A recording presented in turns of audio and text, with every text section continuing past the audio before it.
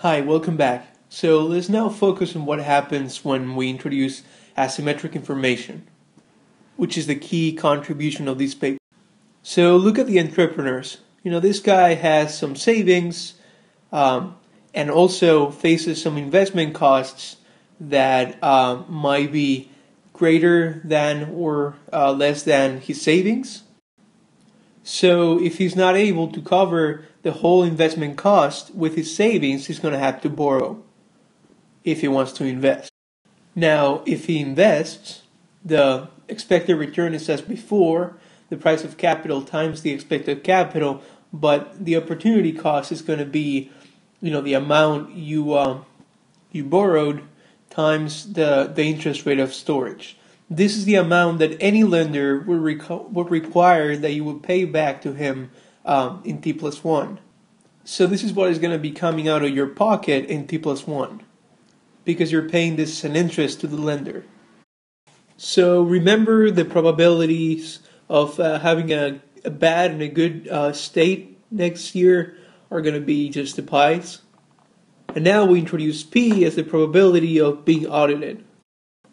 Now, this is going to give us the expected consumption that the entrepreneur will have. And we're going to assume that if he gets the bad shock, or if he gets audited, he's not going to be able to consume anything. So this is the only expected consumption he gets. C2 being the consumption in the period where he gets K2. That is the good capital level. Now, the basic intuition here comes from looking at this inequality. When we use this C2, the consumption in the good state, well, the returns he gets from investment minus what he will consume in the second period have to at least cover the amount that he's required to pay back to the lender. That is, the interest rate times the amount he borrowed. But what happens if things go bad? What happens if the low capital level happens? Well, then in that case, he's not going to be able to consume anything. He's just going to sell that capital times its price, but he's still going to have to pay back this amount to the lender. And now he has a problem. So there are two cases here. Imagine that his wealth, remember the savings he has, is so high that even with this low returns, he's able to pay back the lender in the bad state of the world, consuming nothing, of course. So this case is called full collateralization, and it means that folks with high savings can always pay back, even in the bad state of the world. And under this situation, there is really no need to audit them. So we said the P is equal to 0, and the reason for this is the wealth of the entrepreneur is so high that, the contribution to his own project is really high and he borrows very little. So the amount he has to pay back with interest is low enough so that even in the bad state of the world, he's still able to pay back. And in expectation, he's going to be able to consume, the profits minus the amount he's got to pay back. So this is the nice case of full collateralization, when the wealth is really high. Now, when the entrepreneurs are not that wealthy, there is a problem. There is what is known as incomplete collateralization.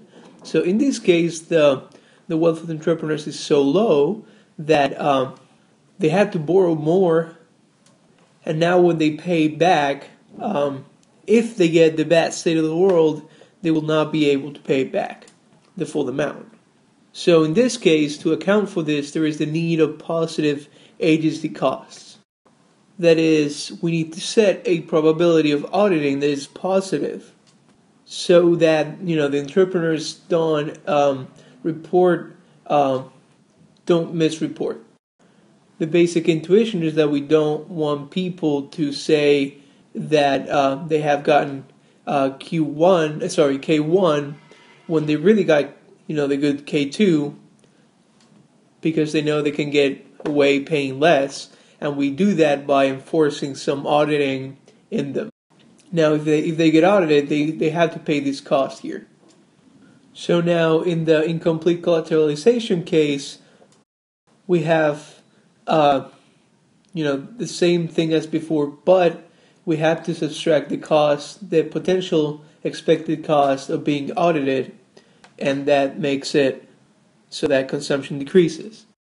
So, little recap, remember, full collateralization means that the savings of the entrepreneurs is so high that he's able to repay even in the bad state of the world, where his profits would cover the amount he's got to pay back to the lender in terms of the interest on his borrowing. So this gives rise to no agency problem at all, and he's able to consume the full amount of the profits minus the cost of repaying the interest in the borrowing.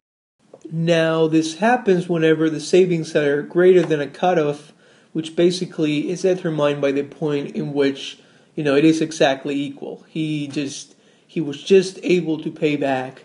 If he had gotten a little, one marginally less savings, he would not have been able to pay back.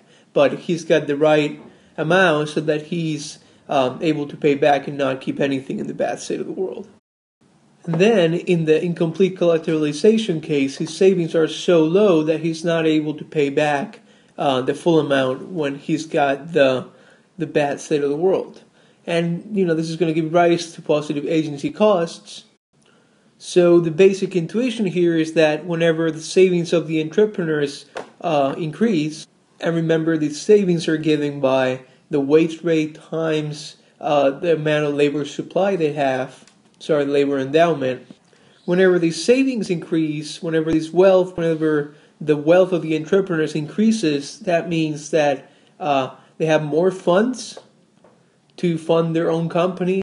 So the amount of inside funds with respect to the total funds for the company is going to be greater. So they're able to self-finance more projects, and thus they require less borrowing and agency costs go down.